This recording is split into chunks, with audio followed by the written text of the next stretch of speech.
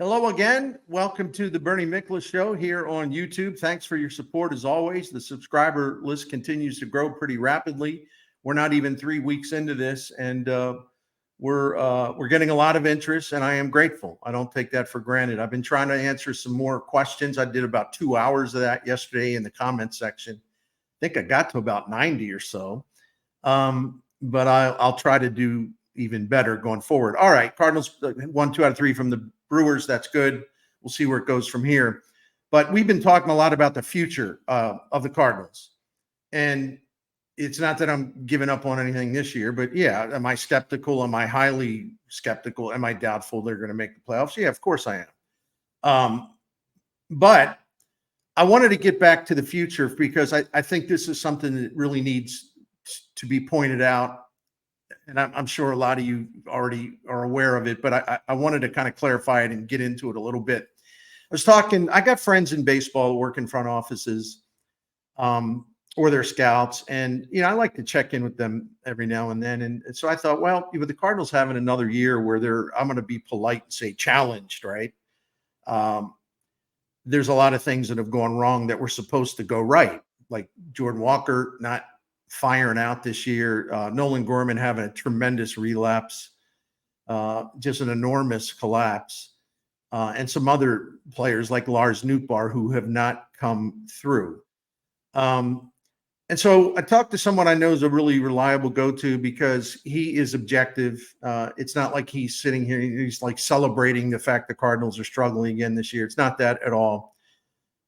We've known each other a long time. So if I ask him a question, he'll give me his insight. He'll take whatever bias he has out of it. So I respect that. Anyway, I asked him, I said, listen, what's the view in baseball circles of the Cardinals right now? And he said, frankly, it's scary when you look ahead.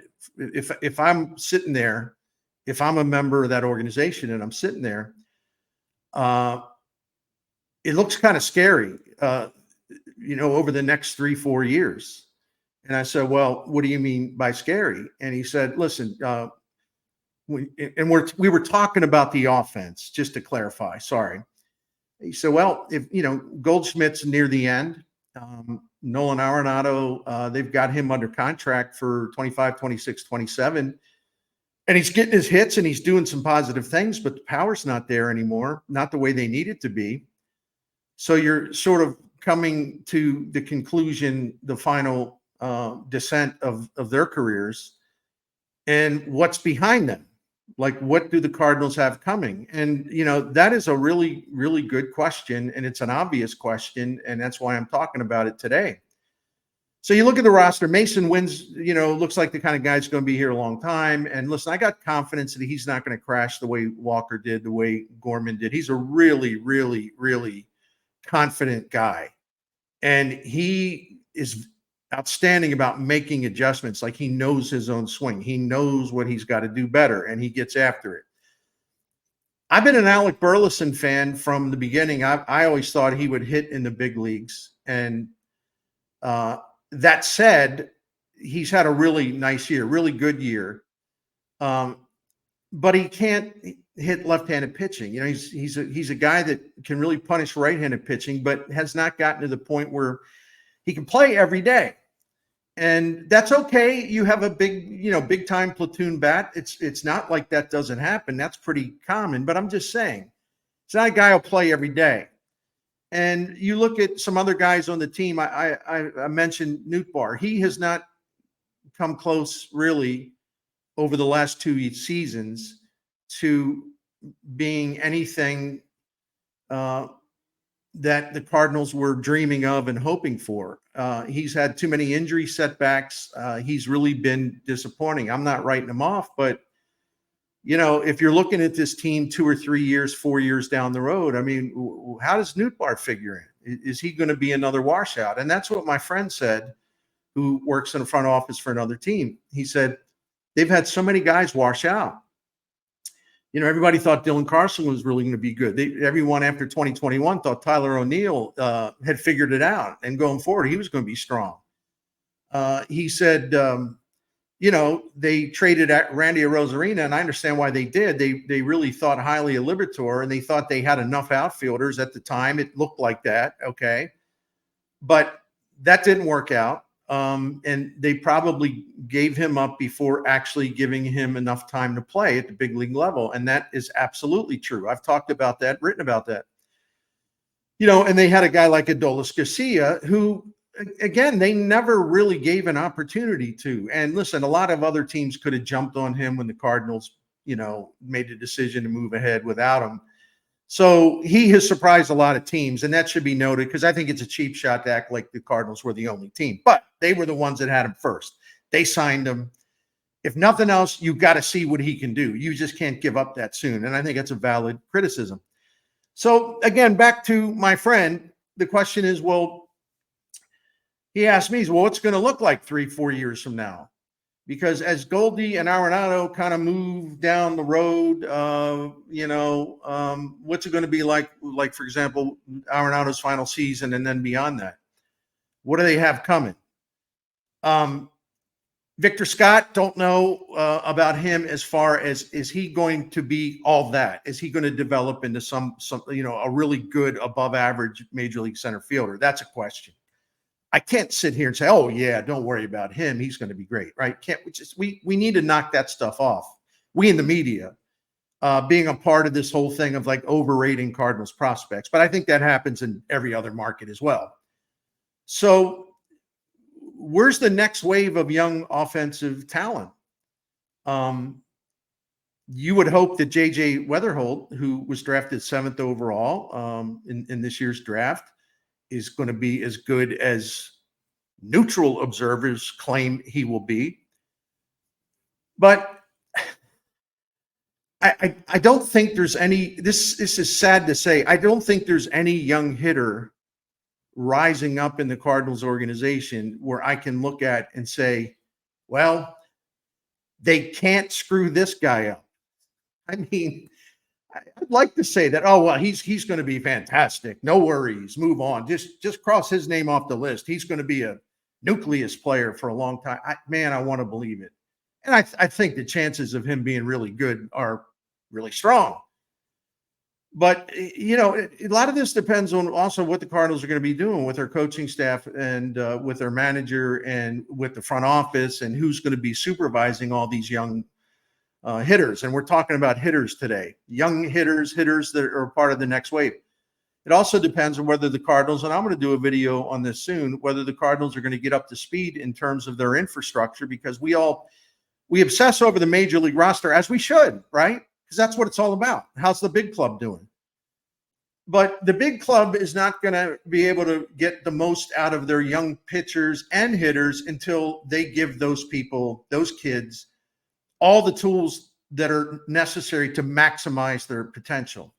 And the Cardinals this is something that doesn't get enough attention. The Cardinals are shorthanded compared to most teams, organizations when it comes to staffing in the minor leagues.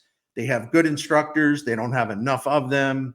They have pretty good coaches, but the ones that are good, they need many, many more just like that.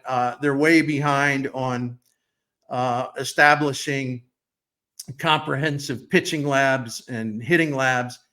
And I know some of you hate all that stuff. Okay, that's fine. But that stuff is here. It's not going anywhere. It's becoming increasingly important. So as much as we all, I don't, but as much as some of you respectfully kind of want to rage against the machine. I like baseball the way it used to be. Well, you know what? I do too. But that doesn't change the fact that going forward, this stuff is here to stay. And if all the other teams are moving ahead of the Cardinals in these areas, infrastructure, I'm just going to call it that, not just at the major league level, but at the minor league level, where all you have all your guys, your so-called prospects, your real good prospects, maybe some sleeper candidates, they're in development. And if they're not going to get as much down below as far as all the tools and all the teaching, all the instruction, if they're not going to get is enough of that compared to a lot of teams that the Cardinals are competing against and then some, well, you're at a disadvantage. See, I said I was going to do a whole video on this, and I will, but I just wanted to touch on it because it's part of a bigger story. So you would think that, JJ Wetherholt will be a good hitter for a long time. Who knows? All right. I'm a fan of Thomas Sajasi, who they got in the Texas Rangers deal from Montgomery last summer. And I'm going to hold off on that. I mean, we like his potential. I mean, he just hits.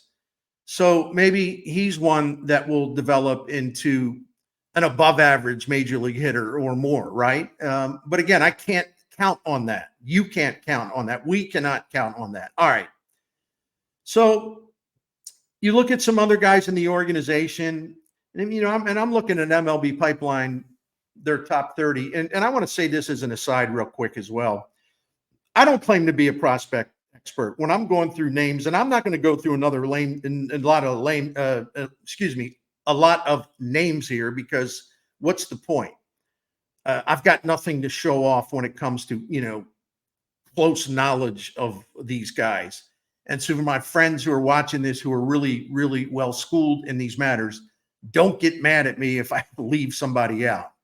I'm just going broad strokes here, broad brush strokes. So Sajasi is I think so, but can't count on it for him to be a core nucleus guy. Not yet. Chase Davis, who they drafted last year, who got off to a terrible start in the minors, the outfielder. He has showed some signs of progress. He's a maybe. Be totally ridiculous to say, oh my gosh, yeah, he's going to be a Cardinal, a great hitter for a long time. You got a lot of catchers. I mean, Jimmy Crooks and Leonardo Bernal, and another catcher, Ryan Campos. Cardinals have a lot of catchers. I know that. So who else are we talking about as far as young hitters? Where is the next wave? If Walker and Gorman do not be what we all expected them to be, if Nootbaar can never get it out of neutral and become what we think he's capable of doing, where are we going with this, right? And that is scary when you think about it. It's really scary when you think about it, because it's not like they have this treasure trove of elite hitting prospects waiting, right? They're on the runway. It's just not true, and it would be hyperbole to suggest otherwise. There could be some surprises. That happens. I hope the Cardinals are fortunate enough to have that happen to them. But when you look at all the trades last summer, like one of the guys they got from Flaherty was Cesar Prieto. He's the 16th prospect according to MLB Pipeline. Again, I don't see that the Cardinals view him as anything special. And there is some young pitching that's on the way.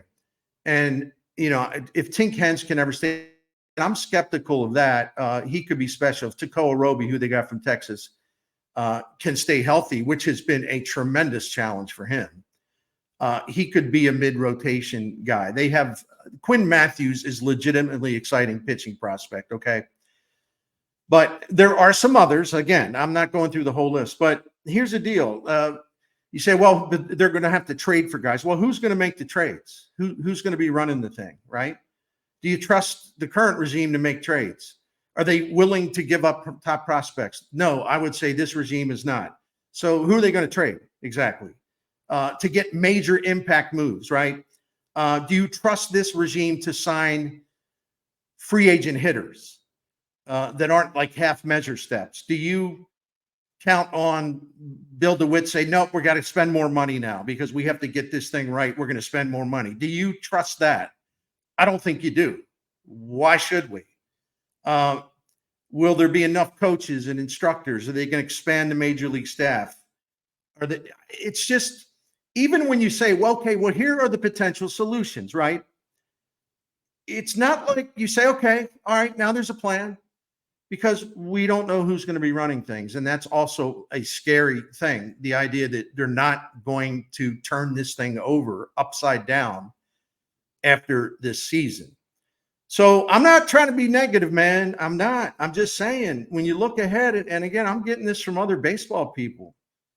You look ahead, say, man, the fact that their young hitters flame out, and there's not a lot coming. It's kind of a scary situation for the Cardinals. And I don't think that is, a hot take thing. I think it's a pretty practical, pragmatic view. I may be back later. Thank you for watching, as always.